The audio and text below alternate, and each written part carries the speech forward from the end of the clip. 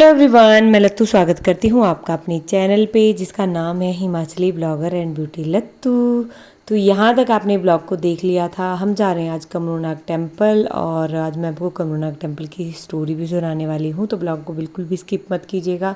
यहाँ तक आपने देख लिया था कि हमारी यात्रा कैसी रही, कैसे हम पहुँचे। गेट तक का ब्लॉग था, बाकी रास्ते मैंने आपको दो बता दिए हैं। एक आप आ सकते हो बाया सुंदरनगर होके रोंडा होके, अगर पैदल आना चाहते हो तो 8 किलोमीटर के आसपास आपको पैदल चलना पड़ेगा वहाँ से। और जंगली एरिया है पूरा, देवदार के पेड़ आपको दिखेंगे। बाकी दूसरा मैंने आपको बताया था बाया चैल चौक होके, तो ये बाकी मंथ मैंने आपको बता दिए थे कि 2 ही मंथ रहेंगे। वैसे तो अप्रैल में भी शायद यहाँ पे बर्फ़ होती है या नहीं होती है। वैसे मई और जून का जो महीना है वो सबसे बेस्ट रहता है।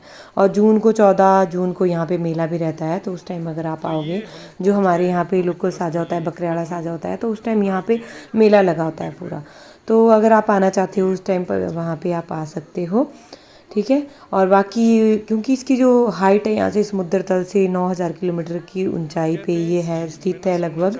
तो यहाँ पे एक लेक है जो सोने चांदी से भरी हुई है और इसकी स्टोरी मैं भी आपको सुनाऊंगी पूरी। फाइनली हम यहाँ पे पहुँच गए हैं ऊपर, और यहाँ तक जैसे गेट से और इधर तक पहुँचने में हमें लगभग आधा पौना घंटा लग गया था पहुँचने में, क्योंकि हमारे साथ बच्चे भी थे। तो अगर तो कोई ज़्यादा फास्ट चलता है तो वो फिर 20 से 25 मिनट कहते हैं यहाँ पे पहुँच जाते हैं।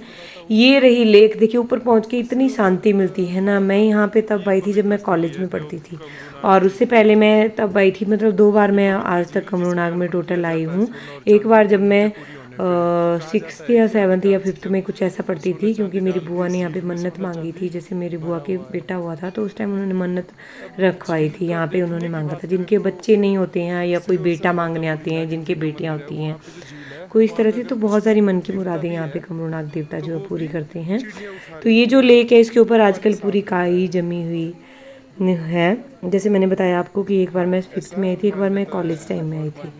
तो वो हम दोनों टाइम यहाँ पे पैदल आए थे। जो उस टाइम बाय रोंडा ही आते थे, लेकिन आजकल जैसे मैंने आपको बताया बाय चैल चौक भी यहाँ पे आते हैं, ठीक है।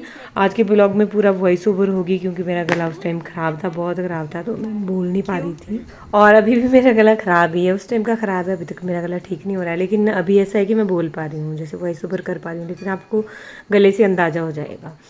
तो यहाँ पे आप देखोगे इतने भजन कीर्तन हो रहे हैं, जैसा कि आप पीछे देख रहे हो।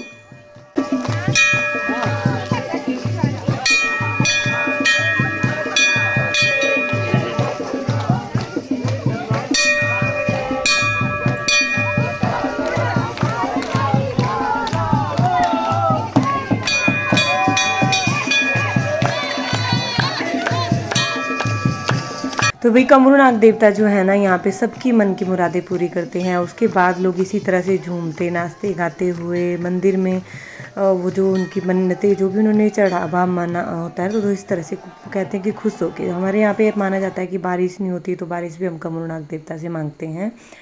ये मंडी में है, डिस्ट्रिक्ट मंडी में आपको पड़ता है। जैसे अगर आप हिमाचल घूमने आओगे, यहाँ पे आपको साइड में दिखेगी झील जो महाभारत काल से जुड़ी हुई है, और इसमें बीच में दिखेंगे आपको कमरूनाग देवता, ठीक है। इसकी स्टोरी मैं अभी आपको सुनाऊंगी, और मैंने पहले भी आपको सुनाई हुई है ये स्टोरी। जैसे हम जूरी से आते थे तो ये रास्ते में पड़ता है, और मैंने आपको सुनाई भी थी। मतलब इसके बहुत सारे किस्से मैंने उस टाइम आपको सुनाए थे, लेकिन यहाँ पे हम आए नहीं थे, दर्शन नहीं होता। और मैंने बोला भी था जब हम दर्शन करेंगे यहाँ पे तो फिर मैं आपको ज़रूर दिखाऊंगी, और आपकी जो भी मन की मुरादें आप मांगिएगा ज़रूर, और भगवान आपकी मन की मुरादें पूरी ज़रूर करेंगे। तो अभी चलिए मैं आपको सुना देती हूँ। ये मंदिर कुछ इस तरह का है, या जैसा कि आपको दिख रहा है यहाँ पे, इस पे छत बनी हुई है, ऊपर पूरा देवदार के पेड़ों से घिरा हुआ है। मंदिर के साइड में झील है, और ये जो झील है ना, ये कैसे बनी थी, तो माना जाता है कि जब महाभारत का युद्ध हुआ था तो जो कमरूनाग देवता है ना, उन्हें अपनी माँ से वादा किया था कि मैं जो कमज़ोर पक्ष होऊंगा उसकी तरफ से लड़ूंगा।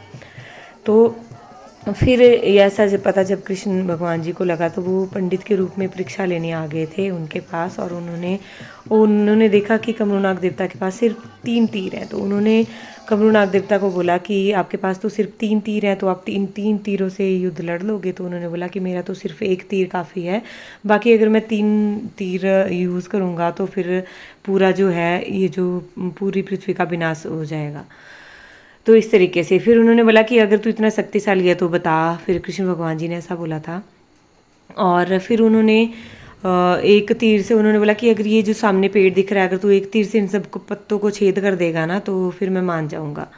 तो उन्होंने देखा कि कृष्ण भगवान जी ने उनकी परीक्षा लेने के लिए ना एक पत्ता अपने पाँव के नीचे छुपा दिया था उस पेड़ का। तो जब उन्होंने तीर मारा ना तो उसके पत्ते उन्होंने देखा कि सारे पत्तों में छेद था, और जब उन्होंने अपने पाँव का पेड़ के जो पत्ता था नीचे पाँव के नीचे लिया था भगवान जी ने, उसमें देखा तो उसमें भी छेद था। तो इतने शक्तिशाली थे कमरूनाग देवता जी। तो बाद में फिर कृष्ण भगवान जी ने बोला कि तुम्हारा गुरु कौन है? तो उन्होंने बोला कि मेरा गुरु, मैं विष्णु भगवान को मानता हूँ, वो मेरे गुरु हैं। तो उन्होंने बोला कि अगर विष्णु भगवान आपके सामने आ जाते हैं तो आप क्या जो गुरु मांगेगा तो वो दे दोगे? तो उन्होंने बोला बिल्कुल। तो फिर बाद में भगवान जी ने अपना रूप दिखाया, भगवान उनके सामने आया। तो फिर उन्होंने बोला कमरूनाग देवता ने कि आप क्या गुरु दक्षिणा, जैसे कृष्ण भगवान जी ने बोला कि आप क्या गुरु दक्षिणा दोगे? तो कृष्ण भगवान जी ने उनको बोला था कि मैं तुम्हारा सिर लूँगा। तो फिर इसीलिए उन्होंने अपना सिर जो है धड़ से अलग कर दिया था, जो कि खाटू श्याम के नाम से जाना जाता है अभी। तो कहते हैं कि यहाँ पे सर उनका इधर है और जो धड़ है, जो नीचे वाला शरीर है, वो खाटू श्याम जी के हैं, ऐसा माना जाता है। और यहाँ पे जैसे उन्होंने इधर रख के ही बांस के जो डंडे थे उनके ऊपर रख के उनका सिर उन्होंने पूरा युद्ध देखा था, और जिस तरफ भी उनका सिर होता था उस तरफ कहते थे कि उनका पलड़ा भारी हो जाता था। जैसे कौरवों की तरफ सिर होता था तो कौरवों जीतने लग जाते थे, और पांडवों की तरफ होता था तो पांडव जीतने लग जाते थे। तो इसलिए भगवान जी ने इनका जो सिर है वो पांडवों की तरफ किया जाता है, ऐसा माना जाता है। तो इस तरीके से ये जो है कहानी है, होप आपको समझ में आ गई होगी, मैंने जल्दी जल्दी में सुनाई है। और कुछ मैंने जैसे मैंने शॉर्ट्स डाले हुए थे तो कुछ बोल रहे थे कि ये ऐसा झूठ है, कुछ इस तरीके से मैंने पढ़ा था। तो ये जो लेख है ना, ये महाभारत जैसे बाद में ना जो पांडवों का जितना भी सोना चांदी उन्होंने आभूषण वगैरह पहन के रखे थे वो इसी लेख में उन्होंने दबाते थे। और कहते हैं एक साइड में मुकुट भी दिखता था इनका, कमरूनाग देवता का। अब पता नहीं दिखता है कि नहीं दिखता है, लेकिन ऐसा माना जाता है। लेकिन जैसे हमारी मनोकामना पूर्ण होगी तो हम सभी कुछ यहाँ पे सोने की जरूर रखते हैं, कुछ नथ की रखते हैं, कुछ बालियाँ वगैरह रखते हैं, मतलब कुछ ना कुछ इस तरीके से रखते हैं। जो भी चढ़ावा होता है ना वो इसी तलाई में, इसी लेक में चढ़ता है। जैसे ये जो लेक है, अब ये कैसे बनी थी? तो ये लेक कहते हैं कि भीम ने अपना मुक्का मार के, और जो अर्जुन है उन्होंने यहाँ पे पानी से भर के रखा था ये जो लेक है, तो वो आज तक ये लेक है। फिर इस तरीके से इस लेक का निर्माण हुआ है। तो ये पूरी सोने चांदी से भरी हुई है, उसकी जो रखवाली है खुद कमरूनाग देवता करते हैं, कोई भी यहाँ पे इसको चुरा नहीं सकता। जैसे मैंने पहले भी सुनाई थी स्टोरी आपको, और बहुत सारी स्टोरी हैं इसकी, जैसे किसी ने चुराने की कोशिश की थी जो मैंने आपको शॉर्ट्स में भी बताई हुई है। और 2-3 चोरों की ऐसी स्टोरी है कि उन्होंने झील से जैसे कुछ सोना चांदी वगैरह निकाला भी था और उनकी आँखें फूट गई थी, मतलब उनकी आंखों में कुछ नहीं दिखाई दिया था, उनकी आंखों की रोशनी जाती रही थी। तो कुछ इस तरीके से है यहाँ पे स्टोरियाँ। पूरी स्टोरियाँ मैंने आपको सुना दी, पूरी तो नहीं सुनाई, इससे बहुत और भी ज़्यादा हैं कथाएँ हैं, और कुछ मैंने पहले भी सुनाई हुई है और पहले वाले ब्लॉग में भी सुनाई हुई है। तो इस तरीके से, और मैं यही दुआ मांगूंगी भगवान जी से कि जो कुछ मांगता है, जिनकी जायज़ इच्छाएं भगवान पूरी करे सब कुछ, और कमरूनाग देवता सब पे ये मनोकामना पूर्ण करें, और सब परिवार को स्वस्थ रखे, हमारे बच्चों को स्वस्थ रखे, सब कुछ और कृपा बरसाई रखे, सद्बुद्धि दे, बस मैं यही मांगूंगी भगवान जी से। और यहाँ से अभी हमारी वापसी हो रही है, कुछ हमने यहाँ पे ऊपर खाने पीने की व्यवस्था यहाँ पे ऊपर हो जाएगी, आपको चाय पकौड़े वगैरह, जलेबी वगैरह और खाना वगैरह भी यहाँ पे मिल जाएगा। जैसे ये जून का महीना था तो यहाँ पे रस भी बहुत होता है, जैसे मैंने बताया आपको मई और जून में। और यहाँ पे बच्चे कुछ टेम्पल वगैरह भी बना रहे थे वापसी में, जो हमने यहाँ पे मैंने थोड़ा बहुत कैप्चर करने की कोशिश की है। जो कहते हैं कि मंदिर पूरा बना के उसका फ़ोटो खींचेंगे, जैसे मन की मुरादें पूरी होती है, कुछ इस तरीके से है। घर बनाते हैं पत्थरों का, तो जो भी और इच्छा रखते हैं और जो भी पूरी हो जाती है बाद में। तो बस यहाँ से हम चले गए फिर गाड़ी के पास, गाड़ी पार्क की थी हमने, यहाँ से हमारी वापसी हो रही है। वापसी में हम लेट हो गए थे काफ़ी, 10 बजे के आसपास हम घर पहुँचे थे, बीच में हमने डिनर भी कर लिया था।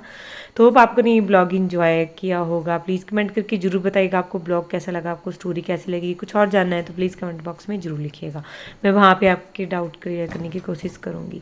आप यहाँ पर आने चाहते हो आप आ सकते हो। प्लीज़ वीडियो को शेयर कीजिएगा, चैनल को सब्सक्राइब कीजिएगा, लाइक कीजिएगा। Thank you.